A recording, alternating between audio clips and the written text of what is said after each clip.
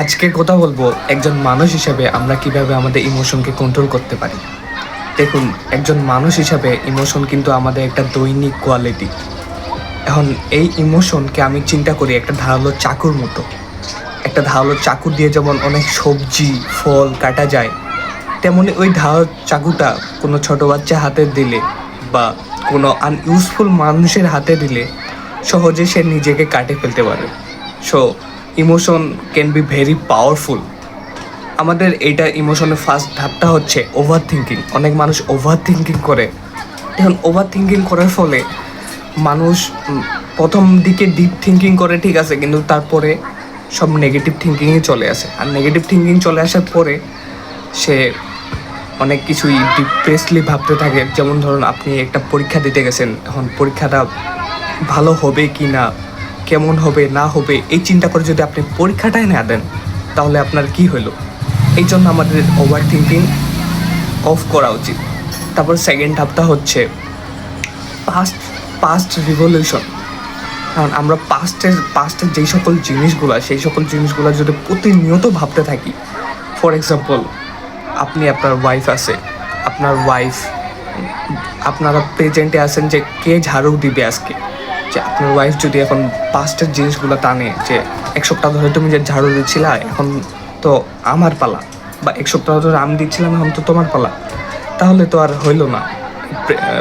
সবসময় প্রেজেন্টে থাকার চেষ্টা করবেন, তাহলে পাস্টের সকল জিনিস মনে করার চেষ্টা করলে আপনি আপনার প্রেজেন্টকে হারিয়ে ফেলবেন। আর প্রেজেন্টকে হারিয়ে ফেললে আপনি আপনার ইমোশনের কন্ট্রোলের বাইরে চলে যাবেন। তাই আপনি চেষ্টা করবেন এই প্রেজেন্টে ইমোশনটাকে ধরে রাখার। আর ওভার থিঙ্কিং খুব কম করাটাই ভালো। কারণ এই ওভার থিঙ্কিং, দেখুন, ওভার থিঙ্কিংয়ের দুইটা ধাপ আছে, একটা হচ্ছে ডিপ থিঙ্কিং, একটা হচ্ছে ওভার থিঙ্কিং। বেশিরভাগ মানুষ প্রথমে ওভার থিঙ্কিংয়ে ডিপ থিঙ্কিং করে শুরু করে, তারপরে আস্তে আস্তে ওইটা নেগেটিভে চলে যায়।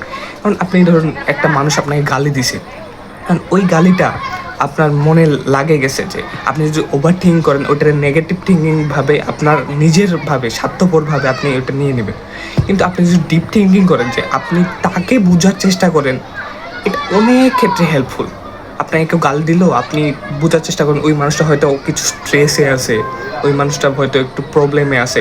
এটা যদি বুঝতে পারেন, জীবনের অনেক প্রবলেম ইজিলি আপনি সলভ করতে পারবেন। তাই এই ওভার থিঙ্কিংকে বাদ দিয়ে আমরা ডিপ থিঙ্কিংয়ে যেতে পারি। ডিপ থিঙ্কিংয়ে 95% পজিটিভ থিঙ্কিং আর 5% নেগেটিভ থিঙ্কিং হয়। আর ওভার থিঙ্কিংয়ে করা হয় 95% নেগেটিভ থিঙ্কিং আর 5% পজিটিভ থিঙ্কিং। তাই আমাদের সবসময় ডিপ থিঙ্কিংটাই করা উচিত। আর ডিপ থিঙ্কিংয়ে বেশি ওভার থিঙ্কিং করা হয় না। অনেক সময় দেখা যায় না যে যেটা দুইটা অপশন থাকে আমাদের কাছে, নাইকের একটা স্টেপ আছে, ডু ইট, যে অনেক কিছু ভাবার দরকার নেই, সাথে সাথে করে ফেলো। এটা অনেক ক্ষেত্রে কাজে লাগে। হ্যাঁ, একটু ভাবতে হবে, কিন্তু তাই বলে যে ভাবার সময়টা নিয়েই ওই সময়টা পার করে দেওয়া, ওইটা করা যাবে না। সো আপনার লাইফ, আপনার রুলস, আপনার ওয়ে। Good luck. কথাগুলো ভালো লাগলে অবশ্যই লাইক করবেন।